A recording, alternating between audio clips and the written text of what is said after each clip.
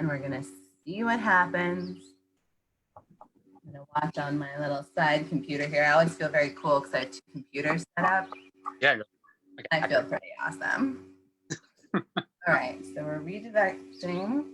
Great, which means I should see that over here. I'm gonna bring you up so I can see your face. We're streaming live on Facebook. It says that's a good sign. Oh, it says. It's all about the good signs with things like this. All right.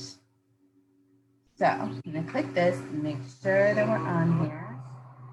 We are. All right. Fantastic. And then I'm gonna silence this so I don't hear myself twice. Perfect. I think it's happening. This is really great. I think it's too. Yes, awesome. So Alex, how do I say your last name? Washut. Oh, okay, good. I'm saying it right. So Alex Washut, co-owner of Jake's at the Mill and Jake's Northampton.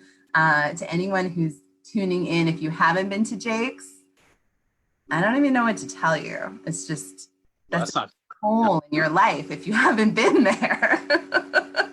You definitely go. And we're going to talk today about everything that's going on because it is really affecting our local restaurants.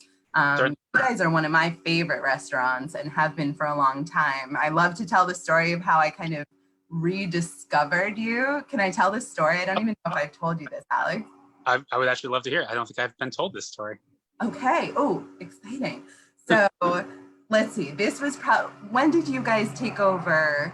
2011. So July 22nd of 2011. That's when we bought it. Okay. It's been longer than I thought. That's why. Yeah. Okay. So I was back home visiting probably around then. I'm not sure where I was living at the time. And I went to a holiday party at some really good friends of the family, the Fierce, who are just wonderful, wonderful people. And you guys were catering that party. And I remember saying to my dad, I was like, oh my God, this food is amazing. And he was like, yeah, it's Jake's. And I grew up in Northampton, right? So Jake's was a known entity. Yep. And, I will lovingly call the old Jake's a greasy spoon. I think that's fair to say about Jake's when I was growing up, in a good way, in the best way. Totally positive. Yeah. Totally positive way. But the food at this party was like next level. It was so good. And when my dad said it was from Jake's, I was like, no. Like, I've been to Jake's. I mean, this is not. And he was like, no, these 2 young guys took it over and they're changing everything. I mean, you and Chris Ware are just incredible chefs. You source a lot of local food, so it's so fresh. Can you share with me, how did you guys come to decide to take over Jake's, to change it the way you did, keep some things? Yeah, it is an interesting. It's an interesting story to Chris and I. Hopefully you find it interesting as well. But we also, Chris and I both grew up in Florence, in Northampton, and we often went to Jake's when we were younger. And I remember Jake's, which was, I believe, established in 1976 or 77. So yeah, it was the first place I went to get a cup of coffee when I was 15 years old, and I was, skipping school, trying to fit in with all the, I don't know, adults that would frequent Jake's, being across from the courthouse. And, Chris didn't skip school, but we would go there when we weren't in school. And yeah, it just was that spot that every time, I did a lot of traveling as a kid. So I left town pretty early. So every time I would come back, we would always seem to reunite at Jake's. And that was kind of like our meetup spot. Chris and also, other friends that we had, Chris and I have been friends since kindergarten, and we've had a lot of friends just as long. So we've been very fortunate. That's amazing. Yeah, we feel special about it because we've come to find out it's not a normal thing. So so it's just been always in our lives, and we went on our own paths, and I traveled a lot and did a lot of cooking. Chris did the same, and it just came up in 2011 I was currently in New York City, working down there. Chris was the chef at the Northampton Brewery at the time. And we found out that Jake's was up for sale, and it had closed and, changed owners, and it had closed and it was up for sale again. And it was just kind of a radical idea of like, oh, wouldn't it be fun to, I guess, move back home and buy Jake's, without really a whole lot of thought about what that would be or is, or really, I mean, I was 27 at the time, Chris was 28. And so I called Chris up that evening. I got out of work, it was like midnight or 1 o'clock in the morning. I knew he was still up. I was like, hey, we should buy Jake's. Let's just do this. And believe it or not, a week later, we signed the leases. Are you serious? It was a week? It was a week. I quit my job, moved out of New York, sold everything I had. Chris essentially did the same thing. Oh my God. And we just bought Jake's with whatever money we could scrap together. And didn't have much of a plan after that. You guys have done amazingly well for not having a game plan. We thought by our experiences and by our mistakes, which are sometimes the best ways to learn. And so we were just kind of thrust into the world of not being chefs any longer, but to be business owners and to be restaurant owners, which, after you've been in the business for, we've been cooking for a long time prior to that. We've been cooking since we were 16, 17. So at that point, we're like, oh, we know what it takes to be a chef owner, business owner. Like we've done it. No, we had no idea, clearly. And yeah, it's been an interesting few years, 9 of 9 years. And I don't know, just growing and expanding, obviously with our second location in Amherst, which will be 2 years this August. August 8th will be our 2-year anniversary. I didn't realize that. We should have a little Mill District party for you. Yeah, awesome. Yeah, we totally should. Party hats. Yeah, I think more now than ever, it's important to have a little fun. Yeah. And so, yeah, that's how it all kind of just evolved. And we've just been kind of figuring out really since July 22nd of 2011. And, not only have we changed, but the industry has changed, our communities have changed, the world has changed, nation has changed. I mean, it's been a lot of change in 9 years. Yeah. So like everybody else, we're trying to make sense of it and figure out our part in it. And yeah, so that's kind of how it all happens. You just brought up so many things that I want to touch on. I think the first thing is, because I hear this a lot from business owners, and I think it's something that people don't always think about if they've not owned a business before, which is that sometimes you get into something because of your passion, right? You guys had a passion for cooking. And then when you own a business, it really shifts and you're a business owner, which is a totally different thing. Sometimes I hear the same things from the owners of the Lift Salon, which is next door to you, and they're so fabulous. I've not worked in the cooking industry. They're great. They're great. I've not been a chef, but I have worked in the salon industry, and it's very similar where if you own a business, you don't end up cutting hair and coloring hair as much. So, I mean, this might be a tough question, especially we're in this tough moment right now. Do you feel like that was the right move for you to make, or do you feel like it sort of took you away from cooking in a way?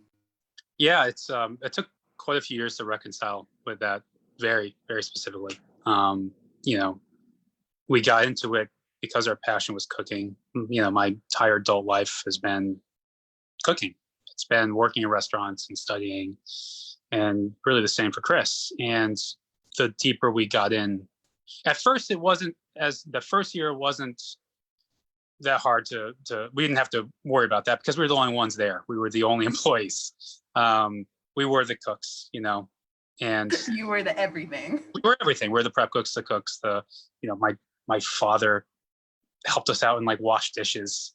He was awesome, and we just had so much support from our family and friends, and with very limited staff. And then, that sort of translated into the second year. We were still pretty bare bones staffing, but we just couldn't physically do it any longer.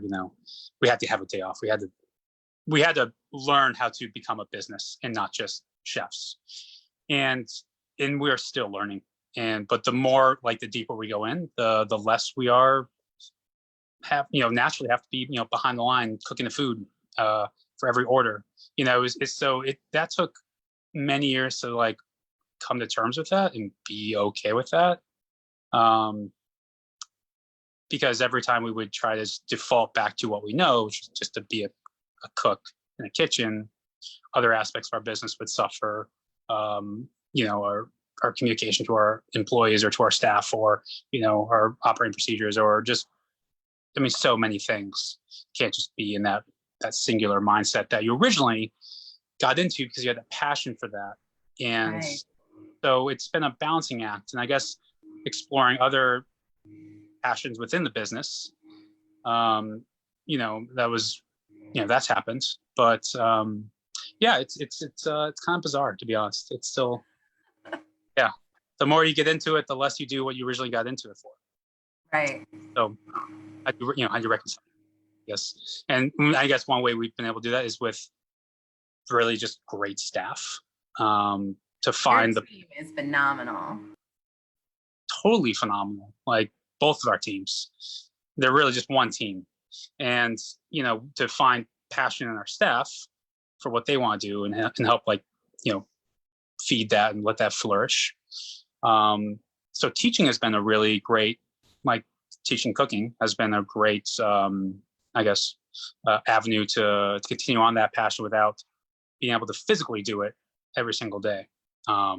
And also just not only because of the business, I think like every cook or a chef that's been slaving over a stove for a long time, they've had their physical, limitations, like the back starts to get a little sore, starts to, it just takes its toll on the body. So you can't be what you were 10 years ago.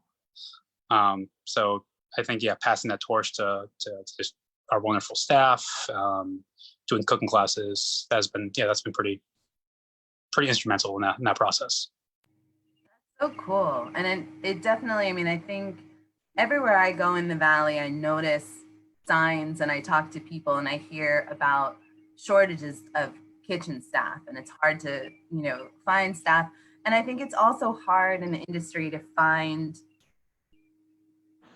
owners and chefs who really have the time, the desire to teach, to be able to take someone who maybe just took a job because, they thought they would take a chance. And I really hear from your whole team how much you guys put into teaching and guiding. And I think you're not alone in that. There are other chefs in the Valley who feel passionately, but then it's just about finding, the balance of finding the time to do that. But are there some things when you were first cooking that you were taught, or that, a chef or owner took the time to connect with you on, that made you feel like, oh, I could step into this role?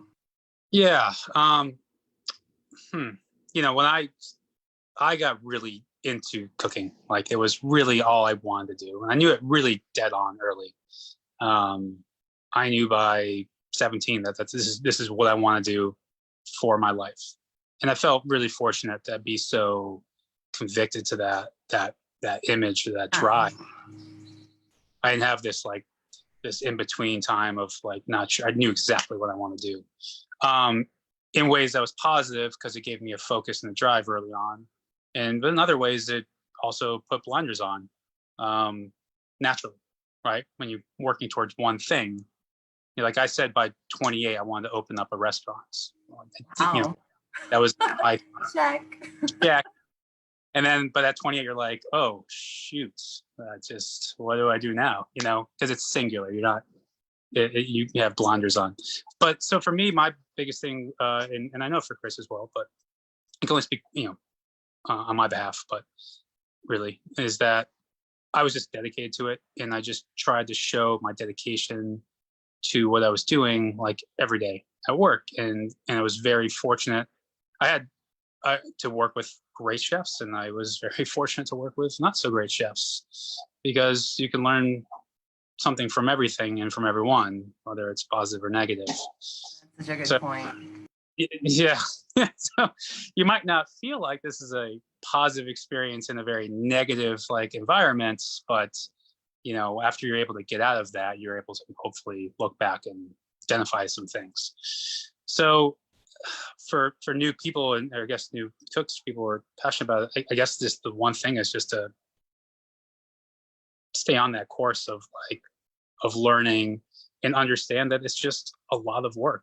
The also unfortunate thing too is the business or the restaurant model that I first got into almost 19 years now, almost 20 years. It's a very different industry now than what it was then.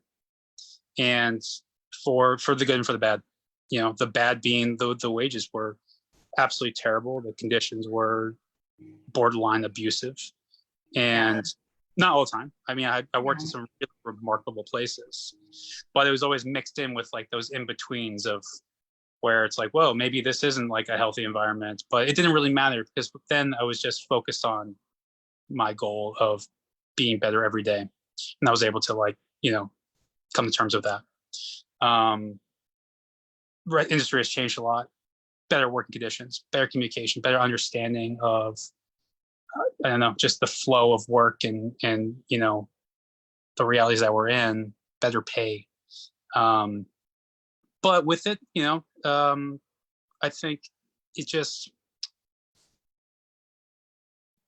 and also back then it was like the, what's the, the reality TV, like the TV chef personality, like phenomenon that at the world, that was 20 years ago. So everyone was like, oh, so I want to be a chef. That looks awesome. And so it just, the floodgates opened up on culinary schools. And, I went to the Culinary Institute of America, not at first, but eventually I got a good, I don't know, maybe 6 years of experience before I went to school. And I'm glad I did because, you had people that were just, I don't know, starting off in culinary school thinking, oh, okay, I graduated from culinary school, I'm a chef now. And then going to the reality of like, no, like we've learned some things, but now we have to sort of like work our way up and understand the deeper meaning of not just cooking, but like working with people and that it's a team event. It's a team experience every single. So that's I think the biggest difference of when I first started of like, I'm going to be a chef and I'm going to like work on my skills to, oh, I need to have a team around me and I need to, work within that team. So I think that's been a big change for people. So learning that early on is really important. Yeah, that's such a great thing. And I think it's really true. And it's definitely, it's interesting in restaurants, there's a unique quality to the sort of front of house, back of house, front of house being servers and owners, and then back of house cooks and bussers and dishwashers. But really bringing all of those people together, I mean, that's where the owners and managers, you guys really are a crucial role to play there when you come to that cohesiveness. And I think Jake's, that's really felt. Yeah, and I was definitely early on. Every cook is like initially, at least then, was like, here are the division lines. This is, you're not allowed out of the kitchen. You're not allowed, to dare go through the doors to the front of the house, and there you can't really speak with them. It was just very sectioned off, and was like, okay, that's how it is. And then through my years, I realized how like counterproductive that entire mindset was, and I've always, it's something it's always said in every interview and every sit down of new employees, like, I can't stand those archaic divisions of front of house versus back of house, the cook versus serve.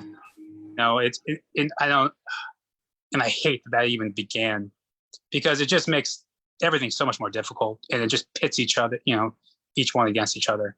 And you start taking like, something personal from a server when you're a cook, and you're like, oh, you're doing this to me. It's like, no, like we work in the same company business. We're working together to produce the same thing for the customer experience. So yeah, that's a big, and to understand that role as a manager and as an owner to, to bridge those gaps and those divides and to like make it one cohesive thing is I think, definitely the most important thing that we can do for those old thinking mentalities, and to get harbor a good environment to not even really, that's going to happen naturally, but to be able to identify it before it becomes something. Yeah. Absolutely. Absolutely. And it's so great that you guys have put so much attention into that. I'm going to take a second because I see people watching. People Oh, watching, feel oh, free people, to ask fun. questions, please. They don't all have to be my questions. My questions are great. I know. But please feel free to throw your questions out there. So, hi to everybody who's watching us. So, I do want to turn and talk a little bit about the present because you've touched on it already. What a wild time to Yeah, be in that's one. in particular, right? Because there has been this really interesting, on the one hand, the absolute necessity to keep up the availability of food.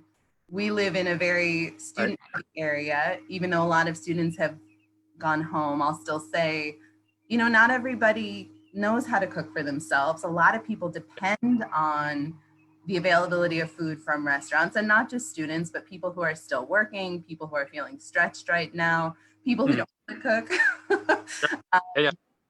Can you talk a little bit? I know you guys were closed for a little bit to regroup, and then you reopened on May 13th. I think you reopened in Amherst and the 6th in Northampton. That's Um, right. how has it?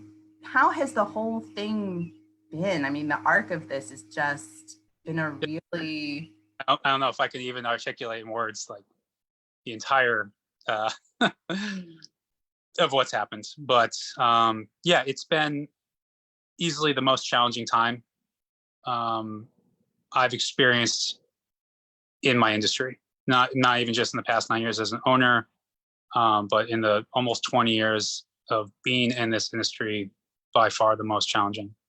And I can certainly say that I think almost every person in the restaurant industry or hospitality industry or service industry in general, when human to human contact is so important. I mean, that's what makes restaurants a community place. And that's what I always believed too. That's why I went to Jake's when I was 15. It was not because the food was amazing, but it wasn't not because till you came. extraordinary. I was 15. I didn't even know what coffee was. I thought it tasted terrible anyways. It's because of what that atmosphere was. Danny Workman, the owner then, and he didn't originally start Jake's. I believe he started took over Jake's in '86 or '83. I can't recall exactly. But what he created at Jake's from the early '80s to the 2010, if you will, or maybe 2009 when he sold it.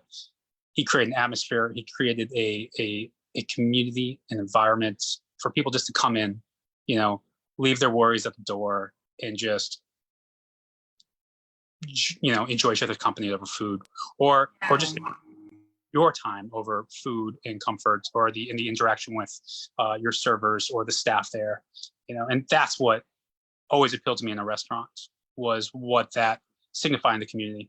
It's a gathering place. Now with current events, it's really flipped it on its head, where community and gathering places are risky, are risks for people's health and for the community. So how do we navigate our original idea of a community place without having people around? I think that's what's obviously what we're going through so difficult, with such difficulty.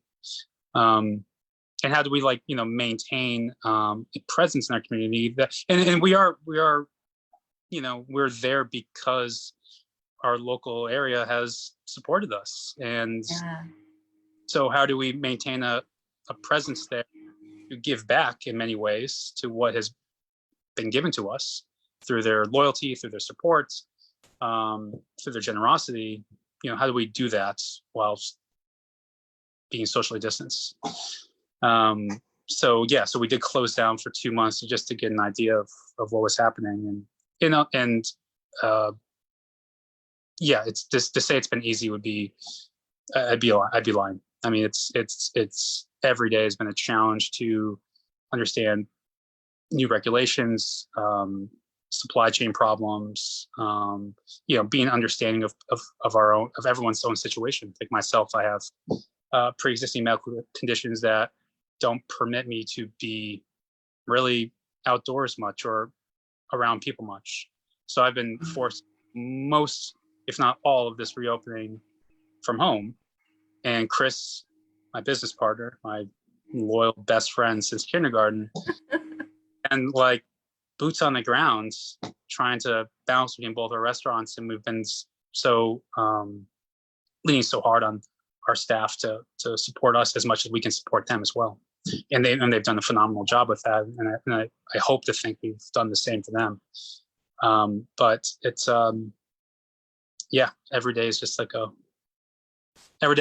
opening a restaurant from scratch again, I guess. Oh God. Pretty interesting way to look at it. So. Oh man, yeah, it is. It's so intense, and you guys have really rolled with it. I mean, it's been so interesting to watch your process, and the new outdoor dining area in Amherst. I've not been over to Northampton, so I don't know if you have outdoor dining over there as well. Yeah, unfortunately, Northampton is, we're limited by our location. We have, I think we have about 10 to 12 seats available outdoors. And we're still trying to build on that. But yeah, we're so fortunate to be where we are in North Amherst, which was really appealing at the get-go, to be not in the downtown sort of compact setting. The North Amherst location, was appealing because it had space. It allowed, movements, and yeah, we're just excited to be up in that area and to at least have what we can put together for outdoor dining, now, temporarily at least. Yeah, it looks so good. And I've already seen people sitting out there, and, I know I keep imagining kind of coming to the end of this crisis, or this phase of the crisis, and, wanting outdoor dining like this to keep going. And because it's lovely. And like you're saying, with the community, it's nice to see people sitting outside, and it's nice when people see one another and, shout hello from the other side of the sidewalk. And we love having you in the Mill District. Obviously, people love having you in North Amherst. Really do. Can you talk a little bit more about just the community aspect of it, and maybe even what your hopes are, as the Mill District is still developing. My role in the Mill District is definitely plugged into bringing other businesses in.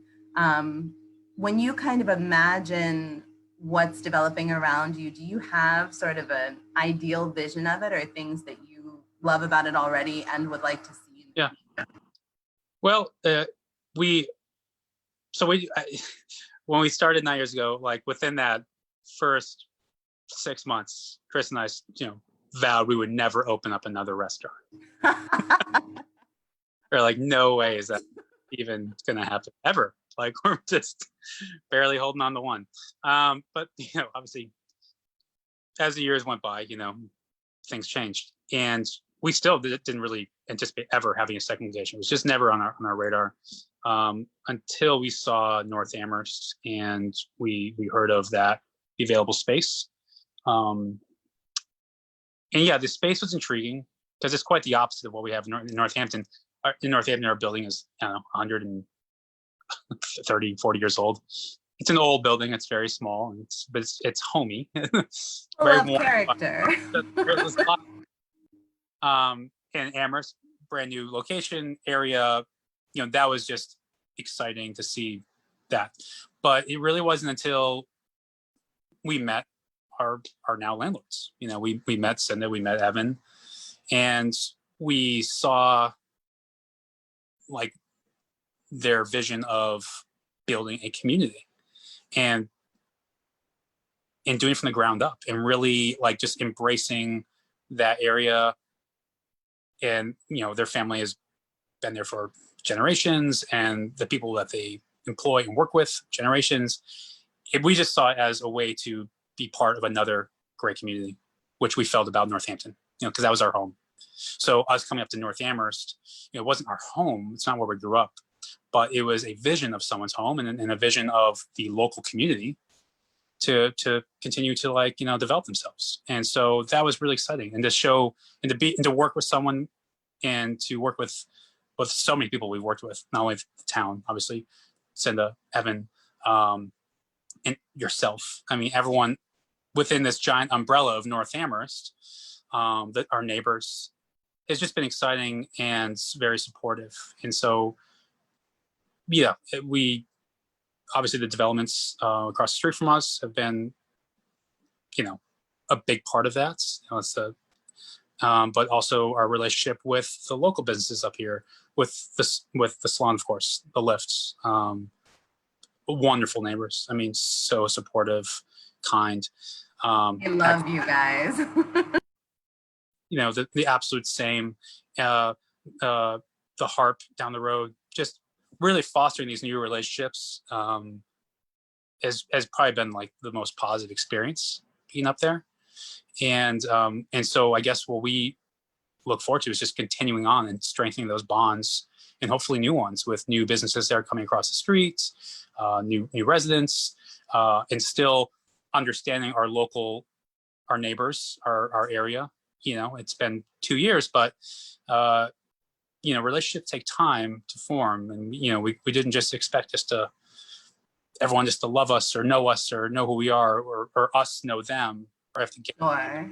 So, and that's what we love about the regulars that come in, that come in every time. They get the same thing. We start to, the dialogue begins. You start to get to know people, with each meal, and that's what we just hope to continue on and build on.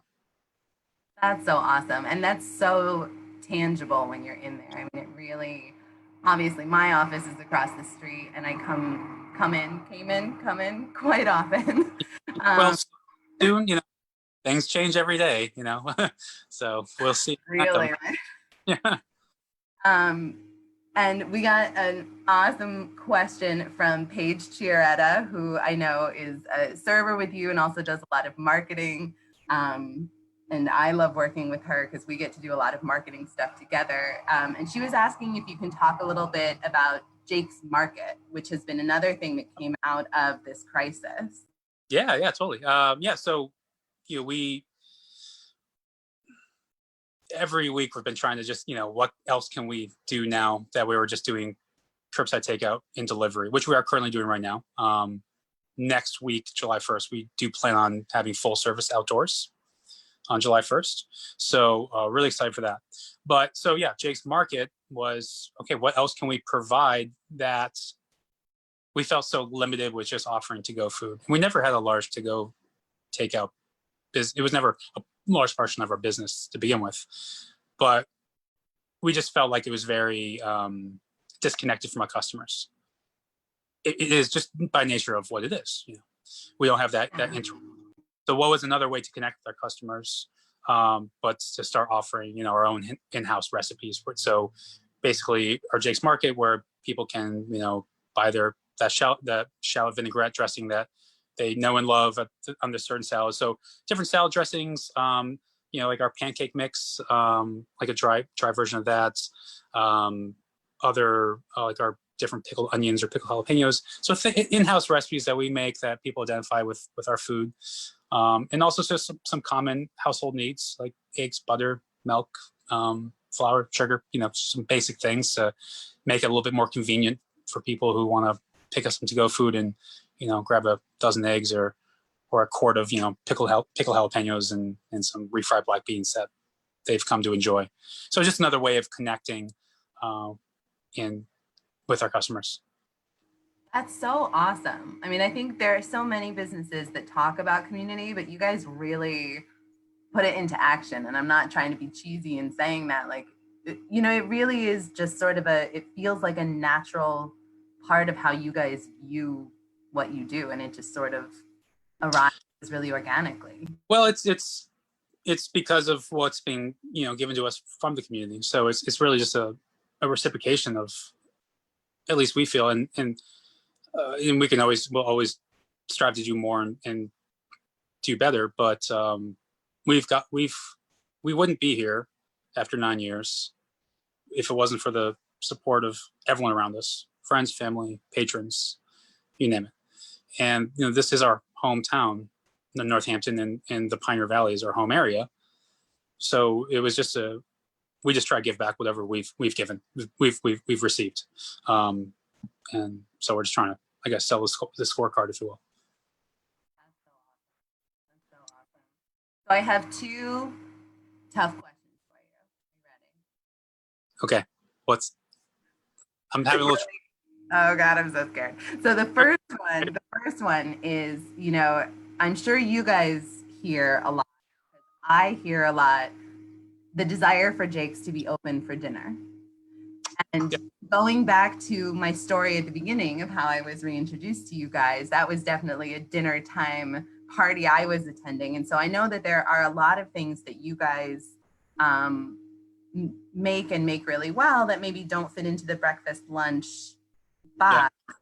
And now that things have sort of changed, I know you're actually open until 8 o'clock right now. Is that something that you're going to continue? Well, we hope to.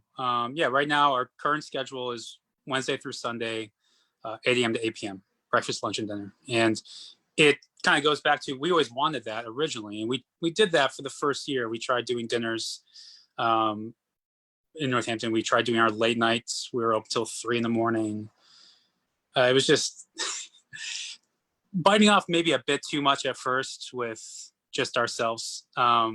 So 9 years have passed. The wounds have healed of working 22-hour days, and yeah, we just see that we want to be available more for the community and for our patrons, and it's definitely a test run.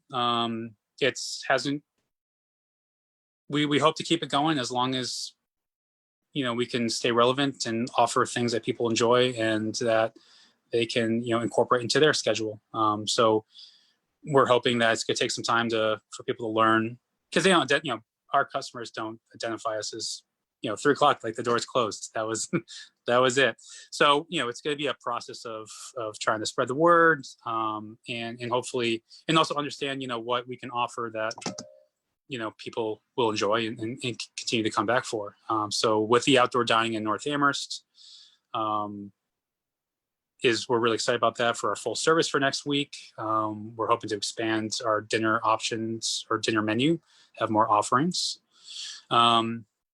And also we're really excited that we have a full alcohol license. So we hope to, also include great local beverages. Right now we work a lot with New City Brewery in East Hampton and Building A Brewery in Florence.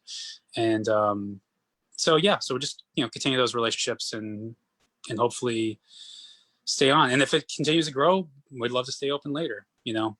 I love the idea of being open all hours of the day. So Oh as my long God. as out, and as long as there's there's business to be had there that can support it, then we'll be there. And hopefully get back That's to. so awesome.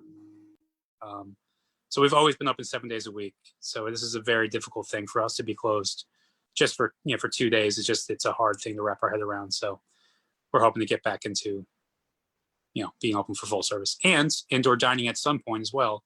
I mean, restaurants are allowed to do it. We've been working with the Board of Health and we're in the process of constructing indoor acceptable barriers, partitions, and we're just trying to create like as safe of a space indoors as we can. And when we feel like we can do that, we're definitely going to open up for indoor dining as well. So fingers crossed. Awesome. Yeah, that's awesome. Oh my gosh, that's so good to hear. And then my second tough question, and this is definitely down the road when you have time. Right, I would. Whenever that. You're like, I won't. So have you guys ever thought about putting out a cookbook? We have, yeah, we have actually. We used to do a lot of cooking classes with the Baker's Pin in Northampton. We did that. I really miss doing those. Those were so much fun. I got to meet so many great people, and working with the Baker's Pin, Lisa and Denny Greco, just phenomenal people to work with. And so yeah, we did a lot of cooking classes, and different with I mean, you name it. We did like a lot of technique classes, and obviously a lot of like I focused on a lot of like regional cuisine. Having spent time in New Orleans, we did a lot of Southern inspired food. We still do in our menu, and Yeah, so the question has come up a lot. Actually, a lot of the participants of those classes had always asked about it, and I would love to. I really would. I would love to, yeah, have like a Jake's cookbook that people can, like make our pancake batter at home. Like that'd be awesome. Yes. And also for me, it's like I grew up in a family environment filled with I got into cooking because of my family, specifically because of my grandfather and my mother. And my whole mother side of my family, cooking was just a very central part of our upbringing. And our pancake batter is my grandfather's pancake batter recipe from however long ago. That's and awesome. Restaurant use. So for me to be able to, and this is another part of the market I'm excited about, is the recipes we've developed and food that we've developed. It's coming from my and Chris's heritage, and our, not only ours but our employees' heritage, and people who have contributed along the lines. Right, we didn't reinvent the wheel of cooking, but we've brought our experiences, whether it's personally or professionally, with us. And the market is one way to extend that to households, to our customers, to people. Of they know they can, and for me that means a lot too, to kind of pass along what we've learned and what we've gathered. I know it's so for a cookbook would be just a natural and just wonderful way to do that. So who knows? That's awesome. I didn't know that you had taught cooking classes. So as a placemaker, what I'm hearing you say is that there were space and time. Yeah. Happen again. Yeah, they're fun. They're a lot of fun. That's so cool. They're who. Yeah. And really in this, and I think it's and people have often said it, but I've always felt it myself, is that you don't truly master something until you can teach someone that skill. And the cooking classes originally started as a way to, well, financially support the business, because businesses are hard, but it quickly morphed into a way to channel that creative and that cooking passion that we started off with, and we still have, but difficult to express every day while running a business. And so an avenue for that, and to like strengthen our own knowledge and our own skills, and so I think that's what I've taken so much from our cooking classes that we used to do, was to teach and pass the torch, and to strengthen your own skill set. Yeah. That's awesome. I haven't heard it put that way. I really like that idea that you really know it when you're able to pass it on, because part of it is trying to sort of not just verbalize but show what you know. Right. Yeah, and I remember like growing up in my ways in the kitchen, of having those light bulb moments of when you finally understood like a cooking technique or recipe or whatever that may be, or a certain knife cut. It just had this click. And I think what maybe that chef or that other cook, or whoever who had taught me that, might have felt when they see that in someone else. And so for me then to have that experience, to see that like in the students that took the classes, or just even at Jake's with our staff passing along different techniques or recipes, to see them like, the wheels turning, and like that little like light bulb moment of like them really getting it, intuitive, like, that developing like that inner chef, that inner like deeper understanding of something. That's a pretty awesome thing to see. And not just cooking. That's an awesome thing to experience, but that's my own little world into it. So that's all I have. That's so awesome. That's really, really cool. I love hearing that. I'm learning so much. This is so great. I'm so glad you were willing to do this. This is really great. So I don't see any other questions on there. Folks watching, if you have a question, please feel free to put it out there, because we're going to wrap up in a minute and let Alex get back to his day. And he's given us so much time already. And so I think let's see. I have so many questions. I'm going to pick one final question. Is there anything, we've covered so much, right? Being open long hours, teaching classes, maybe someday having a cookbook. Is there anything else that you haven't gotten an opportunity to explore, or even like, way down the road that you could imagine wanting to do or bring to the industry or support through either as a business owner or a chef that you haven't gotten to do yet? Um, I don't know. I guess everything kind of got put on hold come March, and it's been really just a matter of survival. I'd be hesitant to forecast the future, but I think right now, and I can definitely speak for Chris on this, that we really just want to stay in business to support our staff and support our community and support ourselves. And to do that, the best way we can. I know it's we have a lot of responsibilities to a great team of people that work for us that we take really, really seriously. And we want to just navigate these waters in like the most elegant way to help them and to help our community and to help ourselves. So I think right now our focus is survival and doing it the best way we can, to expand in whatever direction we need to accomplish that. And hopefully when things, I hate to say when things are back to normal. I don't think what is normal, but whenever, I don't know if normal is even like the right place to get back to. There are still flaws in the industry at normal. So I guess I'm just hoping to take everything from this and to just go in a positive direction forward in whatever direction that might be. But that's awesome. That's so great. Well, Alex, everyone so appreciates you taking the time to come on here, because we got a little window into your world and the work that you and Chris have put in, and Sarah, who's your amazing manager. And I know I've seen her around Jake's for a really long time. Yeah. And just everybody who makes Jake's what it is. And I think it's not just you and Chris, it's clearly the whole team that cares about that community feeling, I mean, yeah. Everybody is so personable. It's really, it's wonderful to come into the spaces that you guys have created. So thank you. Yeah. Thanks for support. Yeah, we're really happy to be where we are in North Amherst. Really happy to be where we are in Northampton.